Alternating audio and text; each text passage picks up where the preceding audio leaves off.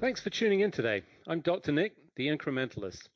Join me as I seek out the small incremental changes being applied in other industries that we can learn from and that can be applied in healthcare. Can these changes bring immediate value, but also add up to the big improvements and revolution we need in healthcare? Come along with me to explore the possibilities. My innovative guests from around the globe have used small incremental improvements to achieve their moonshot. And today, I'm delighted to welcome Dr. C.T. Lin. He is the Chief Medical Information Officer at UC Health. C.T., thanks for joining me. Thank you for having me. So, as I do with all my guests, always important to get a little bit of the backstory. You're a physician, very accomplished physician, but also an informaticist. I think that's been one of your passions, certainly through time. Tell us a little bit about your journey to this, because I imagine, similar to mine, probably not a straight line, because informatics wasn't really a specialty even, although now it is. In brief, I started in my role as chief complainer.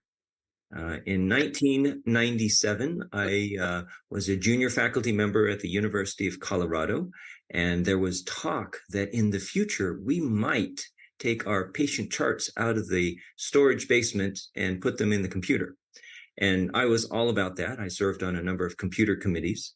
And at one point, based on a response to one of the administrative leaders saying, all you doctors need to calm down because look at all the stuff we've purchased on your behalf. We have a dictation service, and we have all these. We have a lab system where you can access up to 90 days of test results. Now, on day 91, we run out of disk space. We have to delete stuff. But what do you need? More than 90 days worth of data. And oh, by the way, we'll tell you how usable this system is. So usable that the login is LAB and the password is LAB. I mean, how much more usable can we make a system for you? Well, I wrote them a 7-page rebuttal on how terrible their design philosophies were. And as a result, I was hired on as a 0.1 FTE, the title being, because informatics hadn't been invented yet, physician liaison to the IT department, because you seem to have a lot of opinions. And so I served as that and grew the job from a 0.1, 4 hours a week, up to what I have now, which is an 85% appointment and a team of 20 informaticists. But it took quite a long time to journey out of the wilderness on that one. So, lots of pieces in there of, some of the challenges that we've seen, certainly in healthcare and technology and the application of technology. One of the things that I say frequently is, walk a day in the shoes of the individuals using some of this technology to really get a sense of what's necessary, what's appropriate. You talk about that from a security standpoint. I mean, let's be clear, that's one of the pressing issues for informaticists and healthcare facilities. They have the biggest target on their back when it comes to the securing of this information. It is a rich target. Is that something that keeps you up at night? Yes, we have plenty of things keep us up at night. The cybersecurity piece is not directly under my informatics department. The IT department works on that. And every time I walk by my cybersecurity colleagues, they show me the map of how many hundreds of thousands of attacks we undergo every day. Yeah. And I just am flummoxed by how many layers of work that we have to put into our defense just to keep our doors open and not be one of the victims. And, cross our fingers, we keep one half step ahead of the hackers because, everything is improving so quickly on both sides of this battle. Yeah, it's interesting. I feel it's a little bit like a car alarm. I mean, I have the same thing in my own home network. I track it. I watch those attacks, and I'm always hoping that I'm the network that has the alarm in it. So let's move on to somebody else that doesn't, which is not the most compassionate way of thinking about it. But you're right; it's a constant battle. It's a nuclear arms race. So you've seen a lot of change through the course of this. I mean, we've seen the implementation of these medical records.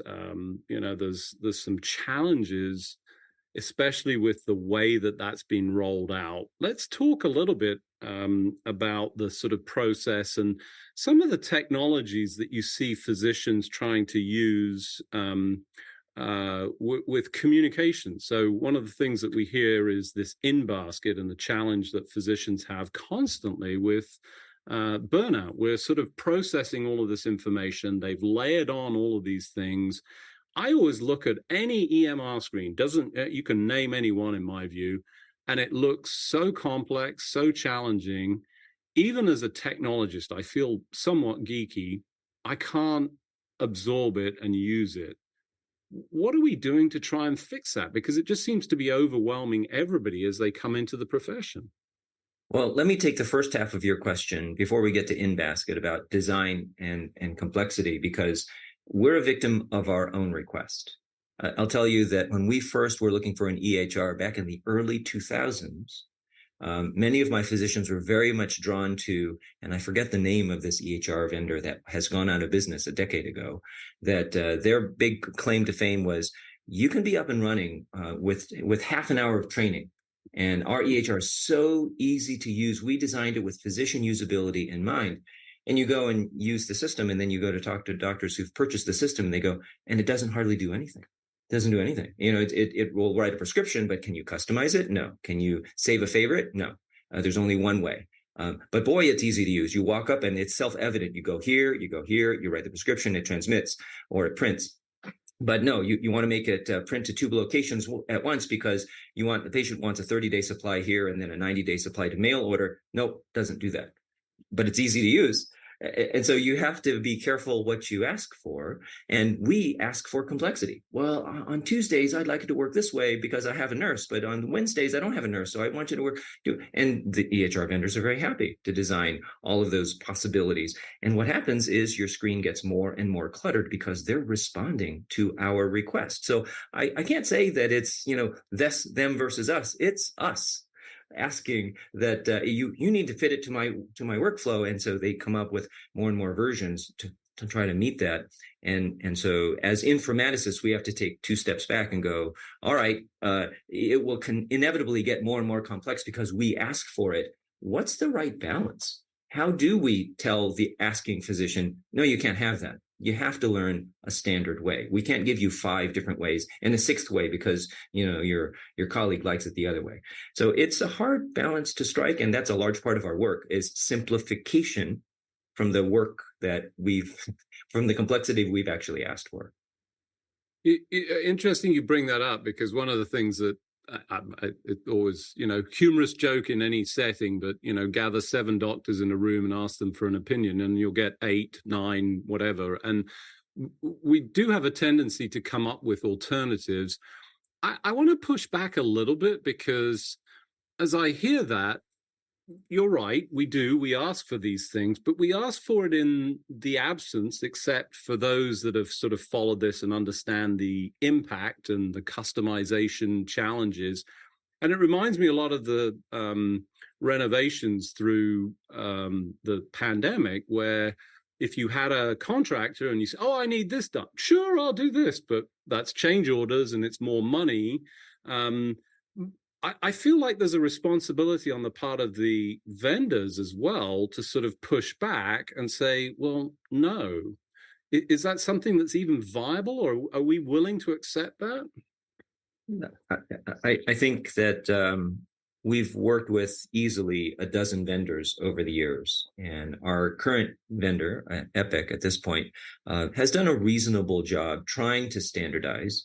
And yet they've got hundreds of customers asking for improvements, and they'll put it up to a vote. How many organizations want one of these? And so you have to participate and vote. And the ones that get the top votes tend to get implemented. So it's a balance. And are we there yet? No, we're on version 17 of something that'll take 20, 30, 50, 100 versions to get close to where we'd like it to be. And with AI, I think there is an opportunity to step back and go, many of those buttons that can maybe go away, and we can ask the AI to do some of this work for us. And we're starting to see the beginnings, the glimmers of that now.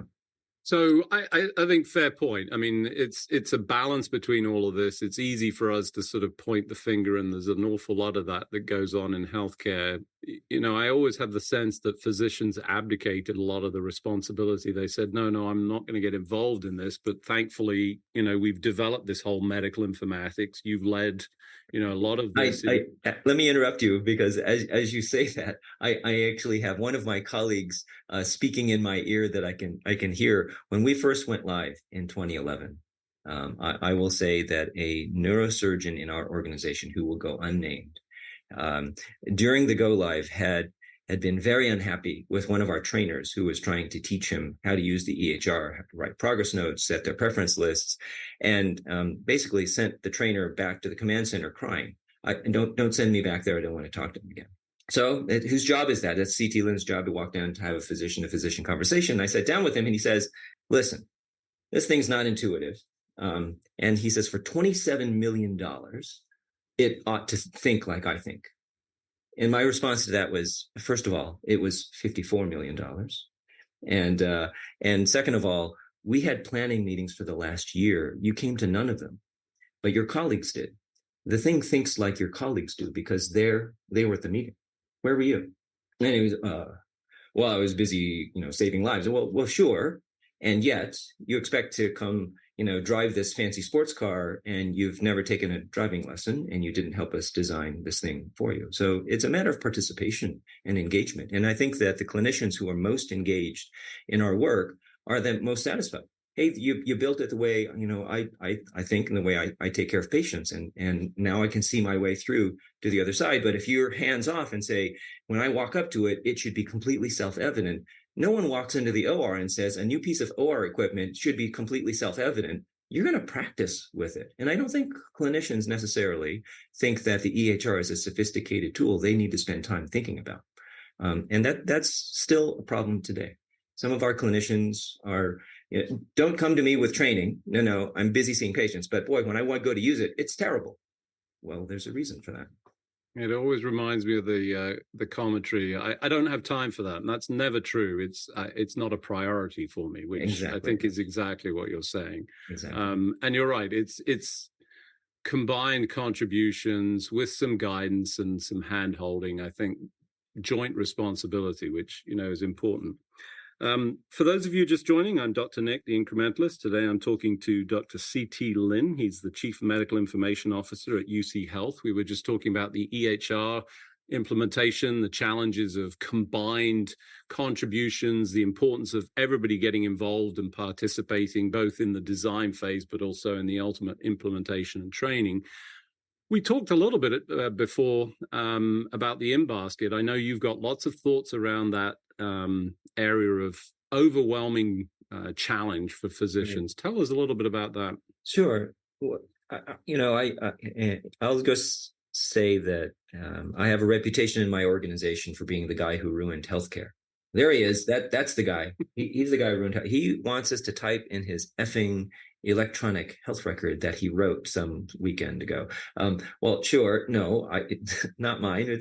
It's from a vendor, but nevertheless, we've been trying to encourage information transparency and online communication with our patients since 2001.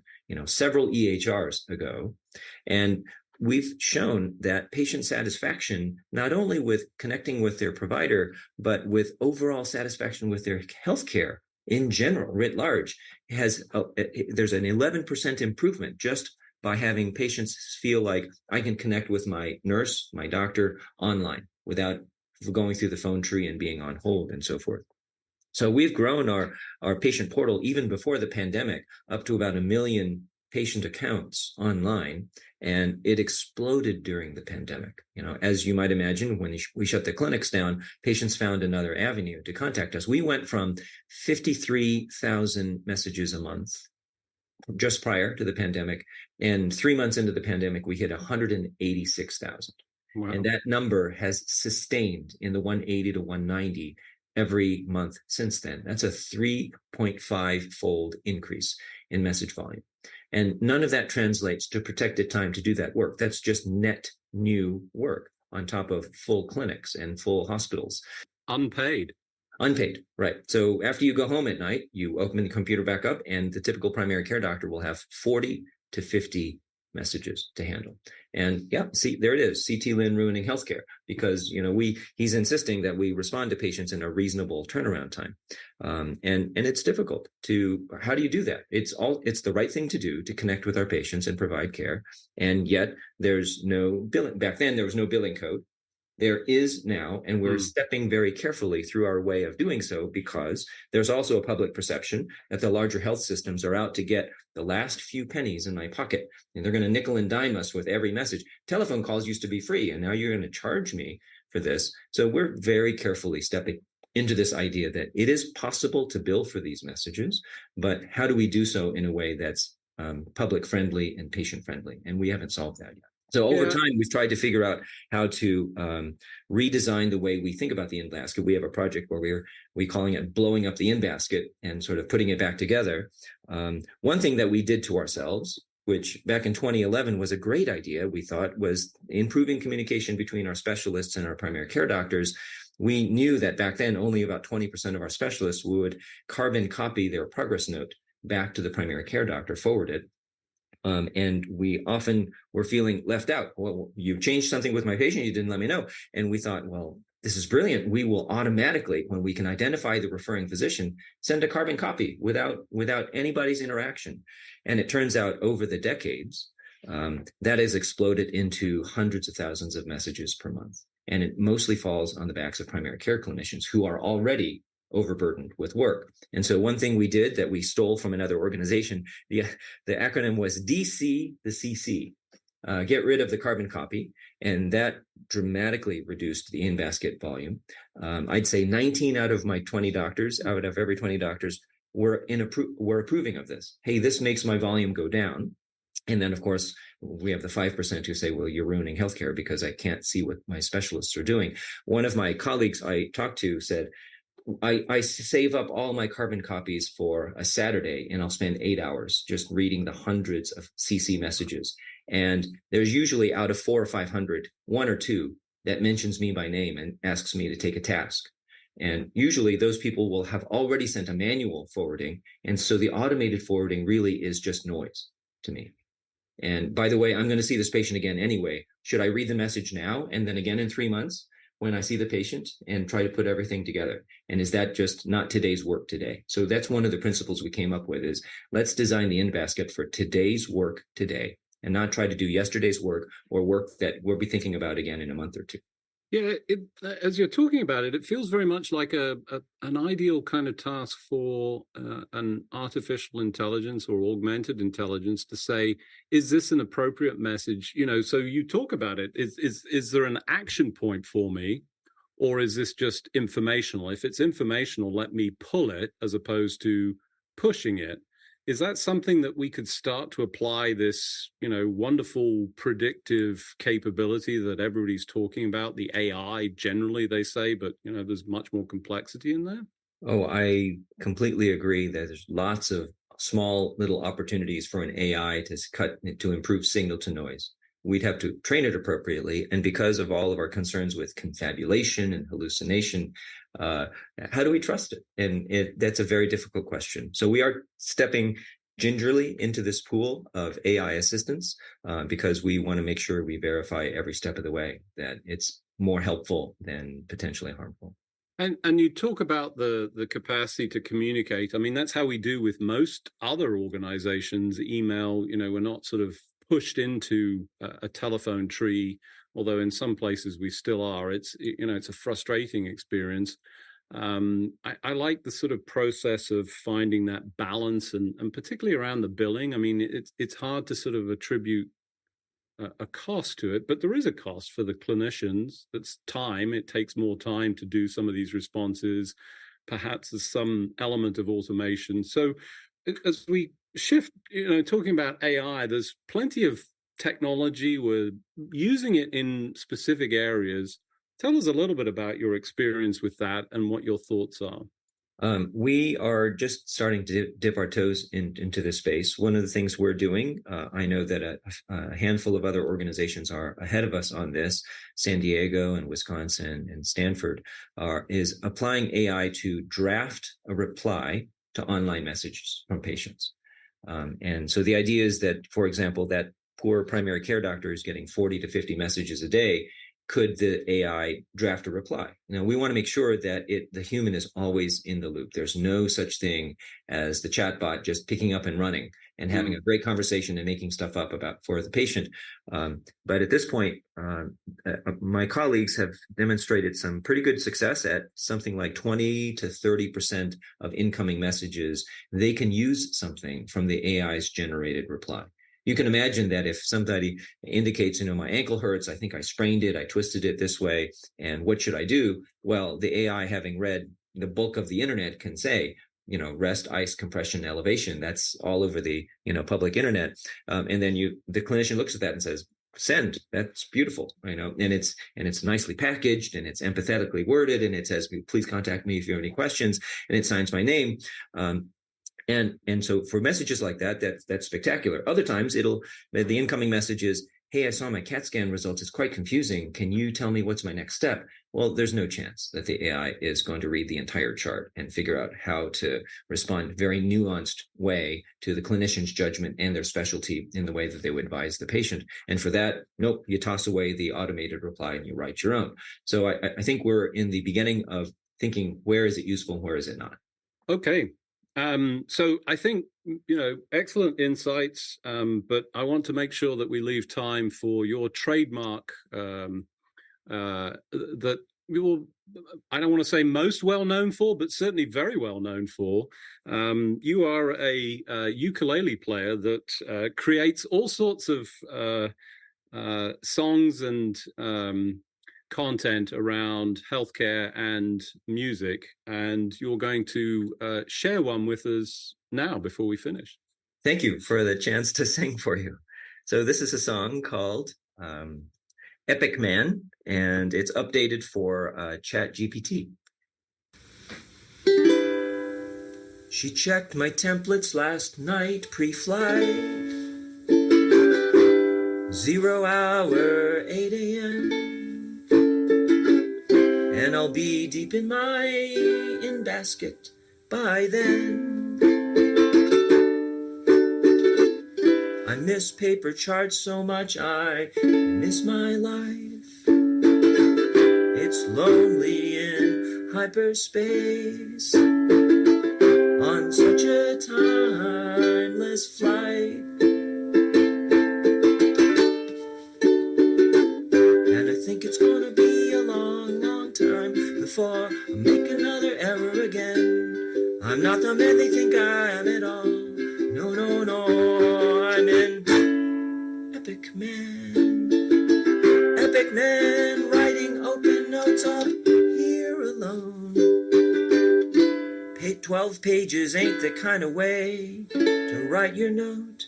In fact, it is full of bloat. And there's no one here can make sense of it if you did. And ChatGPT, I don't understand. It's just my job, 7 days of the week. Epic man, epic man. And I think it's gonna be a long, long time before I make another ever again. I'm not the man they think I am at all. No, no, no, I'm an epic man, writing open notes up here alone. And I think it's gonna be a long, long time. And it's gonna be a long, long time. Well, that was fantastic, CT. I really appreciate it. It's certainly a first for this show. Not a first for me. I've had the privilege of actually listening to you and seeing and hearing you both present, but also play a ukulele in person. Thank you for the privilege, and a little reminder of some Elton John. I'm super impressed with both your melodies, but also the clever use of the words and taking songs, it reminds me a lot of another singer that I'm quite fond of. So thank you for joining me on the show. As usual, we've run out of time, unfortunately, but what a great pleasure. Thanks for joining me, CT. Thanks for having me. Thanks for joining me today. Do you have any better ideas, or have you found a small incremental change that's brought about a big improvement in your world? Let's continue the conversation on our hashtag, The Incrementalist, or share with me at Dr. Nick1 on Twitter. You can find more information about the show on our program page at healthcarenowradio.com, and tune in next time to hear my discussions with leaders and innovators from around the globe who've revolutionized their space by using small incremental improvements to achieve their moonshot. I'm Dr. Nick, the Incrementalist, and I'm starting a revolution through evolution.